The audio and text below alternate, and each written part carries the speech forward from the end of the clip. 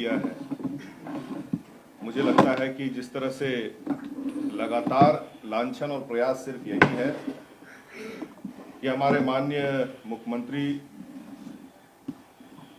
के चेहरे को किस तरह से धूमिल किया जाए, और टारगेट जो आपका मनरेगा से शुरू होते हुए साहेबगंज तक पहुंच करके और उसके बाद ईडी का जो भी छापा पड़ा और प्रमुख नाम में माननीय हेमंत जी के प्रतिनिधि, बरहेट विधानसभा के प्रतिनिधि पंकज मिश्रा जी का नाम लिया गया, लेकिन अभी तक उनके एसोसिएट्स के साथ जोड़ करके इतना लंबा प्रकरण बनाया जा रहा है, जबकि उनके यहां कितना पैसा बरामद हुआ उसका अभी तक कोई जिक्र नहीं है। रांची में उनके जमीन और उनके फ्लैट का कुछ पेपर्स लिया गया है, जेरोक्स, जो कि उनके आईटीआर में भी अंकित है, और जो उनके अकाउंट में भी पैसे हैं वो भी उनके आईटीआर में अंकित हैं। और जितने भी व्यवसायियों के यहां छापे पड़े उसमें लिंक्स कि एक बड़े व्यवसायी के यहां से लगभग 2 करोड़ रुपया मिला, वो बीजेपी के एमएलसी बिहार से संबंधित उनसे रिलेशन निकल रहा था। और 2015 से लेकर के 19 तक में 7 से 8 लीजेज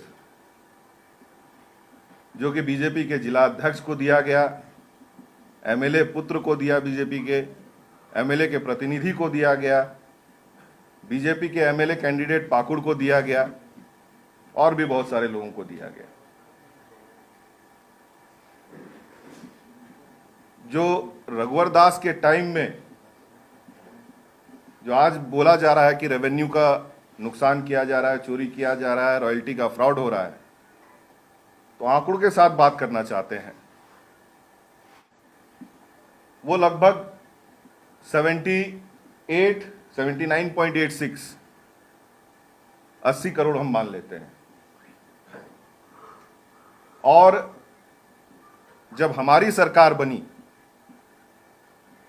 और ये हाईएस्ट रिकॉर्ड ऑफ, अगर हम मान लेते हैं 80 करोड़, वो आपका 212 लीजेस से आया था। उस दौरान 212 लीजेस थे। और हमारी सरकार जब आई तो मात्र 133 लीज में 2021 में 20-21 में 108 करोड़ और 2021-22 में 110 करोड़। इन आंकड़ों में समझना चाहिए कि जब लीज ज्यादा थे उसके बावजूद भी रेवेन्यू कलेक्शन कितना कम था, तो रॉयल्टी और रेवेन्यू की कहां चोरी हो रही थी ये समझ में आना चाहिए। और हमारी सरकार ने चीजों को कहीं ना कहीं और दुरुस्त किया, तब जाकर के ये रेवेन्यू और रॉयल्टी का कलेक्शन जो है बहुत बड़ा है।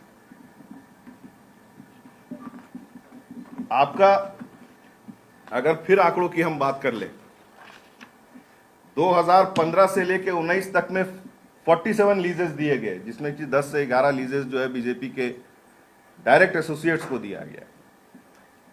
और 2021 से 22, 20 से 22 का अगर हम आंकड़ा लेंगे तो 15 लीजेस जैसे हुए हैं।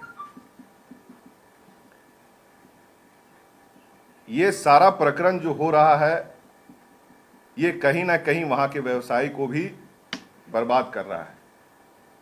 जो असल रूप से आज रॉयल्टी दे रहे हैं उनको परेशान करने का प्रयास किया जा रहा है। और रघुवर दास जी के समय में भी जिन कथित नेता बीजेपी के, उनके द्वारा आईएएस ऑफिसर को पीटा जाता है। माइनिंग अफसर वहां पे होते थे, अशोक रजक जी, उनको भी पीटा गया घर में घुस करके। केसेस भी उसके रजिस्टर्ड हैं। उन केसेस रजिस्टर होने के बावजूद भी उन बीजेपी नेताओं पे कभी एक्शन नहीं हुई। और बड़े बड़े नेता बीजेपी के वो आकर के वहां पे उन्हीं के साथ फोटो खिंचा करके लॉन्च स्टीमर में घूमते रहे। ये चरित्र जो धूमिल करने का प्रयास किया जा रहा है, उनको अपने देखना चाहिए कि उनके समय में उन्होंने कितना गंदगी फैला के रखी हुई थी, और मुझे लगता है माननीय हेमंत जी के आने के बाद उन सभी चीजों को सुधार करने में हम लोग को जो है बहुत मुश्किल लग रहा है।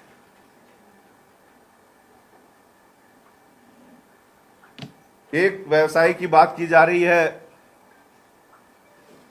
पाकुड़ के शंभू भगत की, पहले केस की। अब उनका रिकॉर्ड भी देख लिया जाए। उन पे 1 दर्जन केसेस आपके साहेबगंज पाकुड़ में है। 91 में वो बिजली चोरी के लिए जेल गए, 92-93 में भी जेल गए, और 22/5/2003 में जब झारखंड अलग होने के बाद अवैध दारू के फैक्ट्री केस में भी वो जेल गए। 2005 में वो बीएसपी से चुनाव भी लड़े, हारे, और उसके पास अभी वर्तमान में वो बीजेपी के सदस्य हैं। जो भी आंकड़े दिए गए हैं अकाउंट्स में, मुझे लगता है कि वो डबल डिजिट्स में है। और अगर बीजेपी के स्टेट यूपी का हम पुराना जिक्र करेंगे तो 300 करोड़ एक बीजेपी के से संबंधित व्यक्ति के पास पाया जाता है, और उसके बाद उसका कोई जिक्र नहीं होता है। आज महाराष्ट्र में सत्ता परिवर्तन में करोड़ों करोड़ों रुपयों में नेताओं को खरीदा गया, तो सिर्फ और सिर्फ बीजेपी का एजेंडा है कि सरकार किस तरह से हम जहां पे ओपोजिशन की है उसको ध्वस्त करें। लगातार 3 महीने के कार्रवाई के बाद जो भी रकम आ रही है, ये जांच का भी विषय है, लेकिन सिर्फ और सिर्फ माननीय मुख्यमंत्री जी से किसी तरह से इसे जोड़ने का प्रयास किया जा रहा है और चेहरे को धूमिल करने की प्रयास की जा रही है। लेकिन पुराना रिकॉर्ड जितना अभी हम बताए, मुझे लगता है कि बीजेपी का शासन पूर्ण रूपेण कुशासन रहा है, और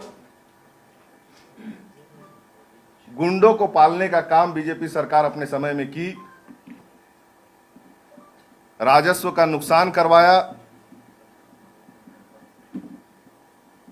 आज जिस तरह से एक बड़े कार्यक्रम के तहत नियुक्तियां हुई, पत्र बांटे गए, मुझे लगता है कि हम काम करने में पीछे नहीं हटेंगे। ये हमारे माननीय मुख्यमंत्री जी का, हेमंत सोरेन जी का लक्ष्य है। जिस मैंडेट के साथ हमें आज यहां बैठाया गया है, हम जनता के लिए काम करेंगे, लेकिन ये भी बर्दाश्त नहीं करेंगे कि जहां आपकी सरकार नहीं है, आप ईडी जैसे संस्थान का इस्तेमाल, मुझे लगता है निजी कार्यकर्ता के रूप में आज बीजेपी के एजेंट और बीजेपी के कार्यकर्ता के रूप में इन सब एजेंसी काम करने लगी है कि जहां जहां बीजेपी की सरकार नहीं है वहां डिस्टर्ब किया जाए, किस तरह से वहां को सरकार को गिराया जाए। लेकिन ये सरकार हिलने वाली नहीं है और ना हेमंत सोरेन जी हिलने वाले हैं। और सीधे तौर पे हमारा जो मैंडेट हमें मिला है, आज जिस तरह से लगातार हेमंत जी एक के बाद एक योजनाएं निकाल रहे हैं और उसमें रोजगार के साथ लोगों को जोड़ रहे हैं, हमारे युवाओं को जोड़ रहे हैं, जेपीएससी कॉन्डक्ट हो रहे हैं लगातार, मुझे लगता है कि हमारा कार्य जो है वो जनता को दिख रहा है और इससे बीजेपी परेशान है और वो परेशान ही रहेंगी, क्योंकि आगे भी हम इसी तरह से काम करते रहेंगे जनता के लिए। और चाहे वो कितने भी अपनी एजेंसीज लगा लें, हम उसमें पीछे नहीं हटने वाले हैं। हम लोग मजबूती से अपना डट कर काम करेंगे। धन्यवाद।